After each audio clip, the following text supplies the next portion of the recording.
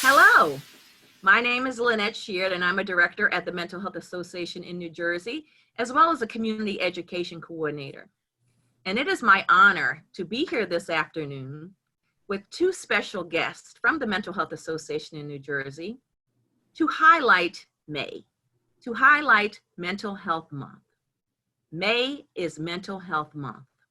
And in the midst of this COVID-19 crisis, this pandemic that's affecting all of us globally, how we engage, how we respond, what our physical symptoms are, we're managing all those things. We want to highlight that not just your physical symptoms or your physical well-being is important, but your mental health is important as well.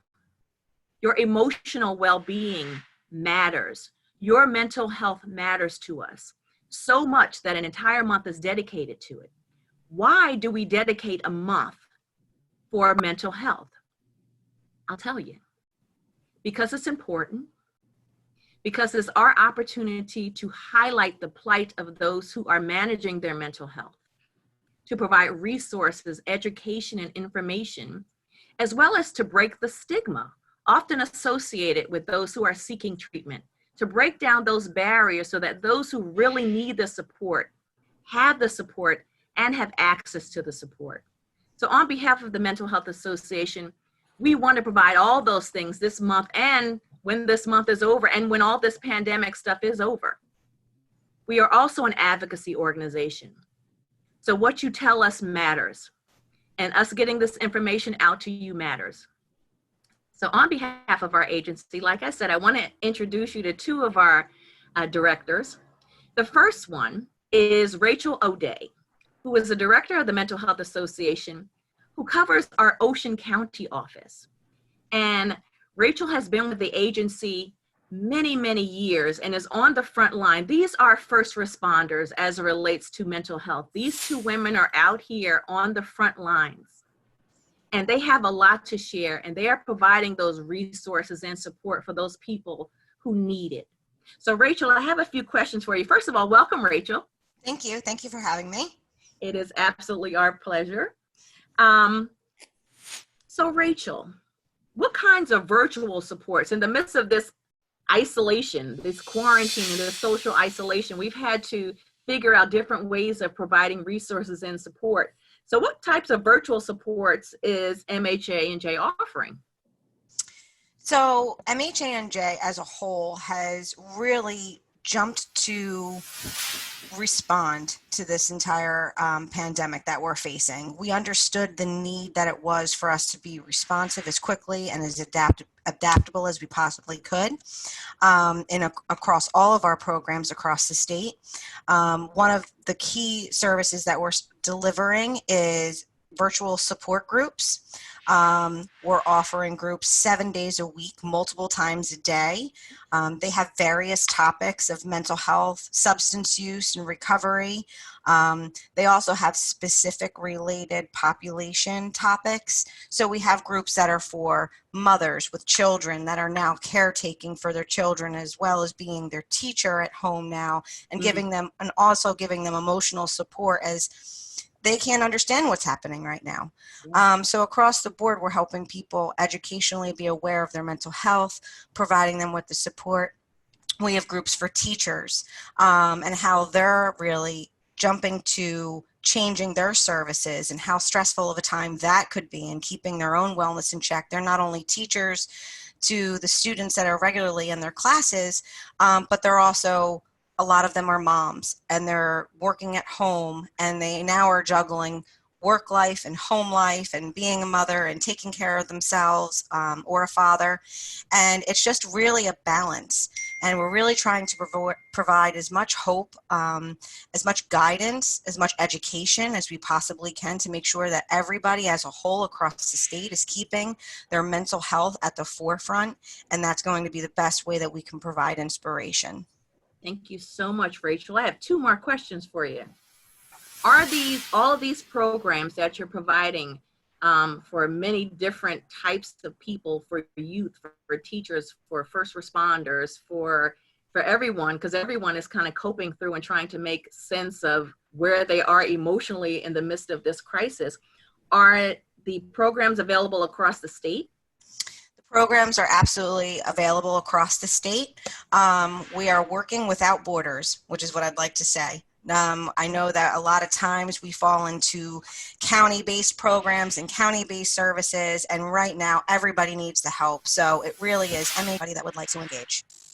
Thank you so much. And my final question, how do you find out about all this information? Where can we find out about all these wonderful programs?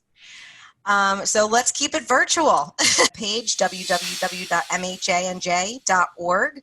Our call center, you can definitely call any of our call center phone numbers that are readily available to provide those resources for you as well. And we also are still keeping in touch and engaged with all of our social media platforms. So across Facebook, Instagram, Twitter, all of MHANJ handles can be used to find the additional resources. Thank you so much, Rachel, and thank you again for being available. Thank you for creating these services without borders. You mentioned the call center, which is a great, wonderful lead-in for our next guest, which is Betty Jean, who is the director of our call center services. And as you could imagine, she is extremely busy. Because it seems that our New Jersey Mental Health Cares line is the go-to line for the COVID-19 crisis as relates to emotional support. Yeah. So this lady, as is Rachel, is on the front line. So welcome, Betty. Welcome, Lynette. Thanks for having me. This is awesome. It is an absolute pleasure, and want to thank you both for the things that you are providing and the resources that you are providing to the world, because there are no borders, but to your families and to the staff that you are supporting as well. So, Betty, tell me about New Jersey Mental Health Cares. What is it? What is it? Yeah, well, at this time, New Jersey Mental Health Cares is that line to provide emotional support for New Jerseyans. As you can imagine, and I don't think any one of us are not connected to what's going on all around us. Everyone's concerned about this virus, coronavirus. And with that, people are feeling extreme levels of anxiety and worry and fear, much because there's little we feel that we can do. And the health information that we're receiving, this sheltering in place, everything that we know as our usual normal, it's no longer normal. And so everyone is in this rush to kind of identify what works for them, trying to manage life as they know it. And we're really right in the middle of really just trying to find out how now do we do life. And with that comes a lot of emotional distress. Our line is here to provide a level of support for those who are just really feeling kind of lost, those who are just really feeling kind of like emotionally they're being upheavaled. And we like to see ourselves as a place for people to stabilize, to determine and identify what their new norm looks like. And also a place to help people. There's people that have never experienced the level of anxiety that we as a society are experiencing. So we have the opportunity to normalize these experiences with New Jerseyans. And that's much of the work that we're doing. Overall, the New Jersey Mental Health Cares line has always been a line available to New Jerseyans to help folks identify mental health resources throughout the state. Always done that. But with COVID-19, you could imagine our efforts have been expanded in so many ways to not only provide people referrals and information about mental health, where they could find clinical treatment locations, but a lot of supportive counseling right now. A lot of crisis interventions right now. So we're touching base on so many different things, but the most important thing is that we are here to provide emotional support and relief for those who are feeling are kind of pressed underneath this COVID-19. Yeah, and you know, information and over-information at this time can relieve so much stress because a lot of people aren't sure what's available. have never reached out for emotional support, don't know what it feels like, don't know what to say, don't know what normal is, don't know what questions to ask. And just by having a line that they could call, along with the virtual supports without borders that Rachel and our team are providing, it's breaking the stigma. Absolutely. It's breaking the stigma every call at a time, one call at a time, because maybe that person will encourage someone else to call as well to get information and resources. And I know Rachel was speaking earlier about resources in the Ocean County area. And although we are a call center, we really do depend on services of the agencies, organizations throughout the state, because the virtual support services, those are what we're referring people to. So apart from just the emotional piece, giving people a place to go, that's really the most important part about what we do, because people are just looking for answers. And the work that Rachel is doing in Ocean County and many organizations throughout the state, and even in our own organization, is vital to helping people pick up the pieces. Absolutely. Thank you. What advice can you offer someone who's feeling anxious, depressed, or worried about a loved one? Maybe they're not calling for themselves, but they're calling for someone else. Again, possibly because of the stigma.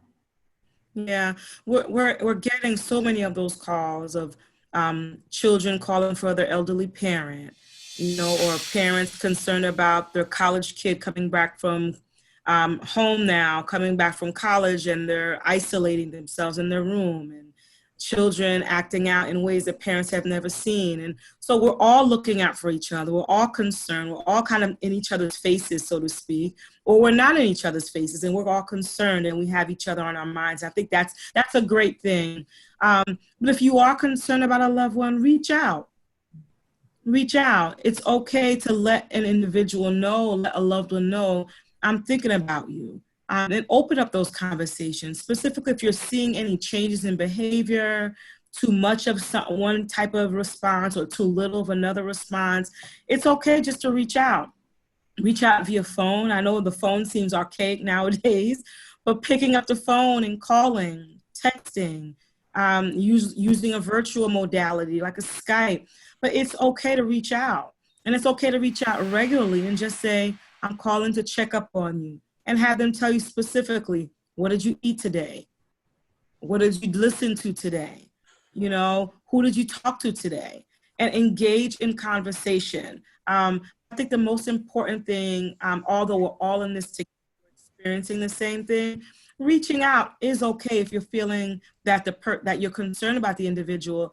And most likely that individual feels so relieved, feel so cared for that you reached out. So despite the social isolation guidelines, social isolation does not say that we cannot connect.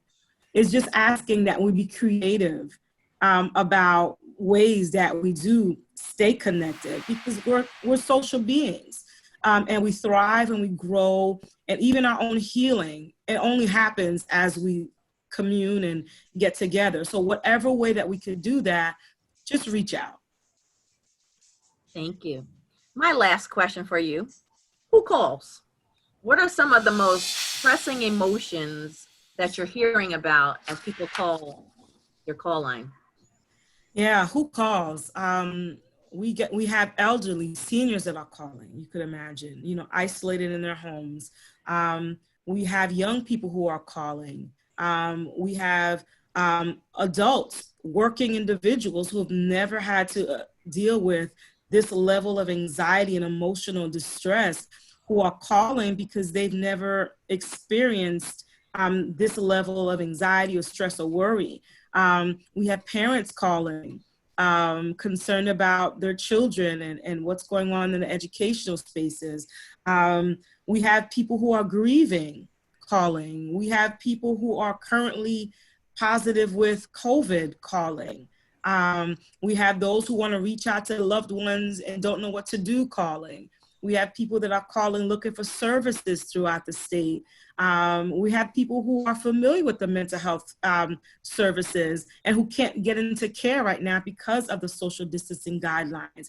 People who want to get into treatment, but maybe don't have the equipment to do the virtual therapies that is very important, but not everybody have those capabilities to receive those services. So we have an array of people calling us, and my staff are doing such an amazing job. All of them mental health professionals providing that level of support and assistance to individuals, just giving them a place to go, giving them ideas, helping people identify their coping strategies. That's the bulk of what we do, but you name it, we get it. Oh, wow. Yeah. You know, this was a wonderful opportunity. I think on behalf of the Mental Health Association in New Jersey, with Rachel O'Day as a director, with Betty Jean as a director of 2 programs of many programs offered by the Mental Health Association, May being Mental Health Month. Please make sure that you check out our website, MHANJ.org. Also check out Mental Health America. There is a campaign happening, which is part of their educational campaign, and to break the stigma, 1 million in May. There are free assessments on the website. If you go to our website, you can click on take an assessment, get an idea, understand the language, put some context with your feelings. So when you do call, or if you have the urgency to call a call line or reach out to some virtual support services or support groups, you're coming with a context. Use this opportunity to learn about not just only the physical symptoms of this COVID-19 pandemic, but how is this affecting you emotionally? Mm-hmm. How can you use this opportunity to build up your emotional fortitude, to see what you're absolutely made of, because we're all going to get through this, and we're going to get through this together, thanks to people like Rachel and Betty and your teams and the Mental Health Association. Do any of you have any final words before we say so long? I do want to let folks know that we are available. We are here 7 days a week, 8 a.m. to 8 p.m. Please call 1-866-202-HELP, 1-866-202-4357. And our staff are here waiting to listen to you, and to help you identify what works best for you and to get you the support that you need. Thank you for all you do. Thank you, Betty. Rachel? Thank you. Final thoughts? Final thoughts, and just to kind of piggyback off of what Betty said, is we might be physically apart, but please stay emotionally connected and keep yourself on the forefront and keep your mental health on the forefront, and your thoughts, your feelings are valid, and we're here to support you in any way that we can. It's good. Thank you so much. And on behalf, again, the Mental Health Association and our president and CEO, Caroline Beauchamp, thank you for all that you do, and stay well and stay home. Yeah. Bye. Bye. Thank you. Bye. Thank you.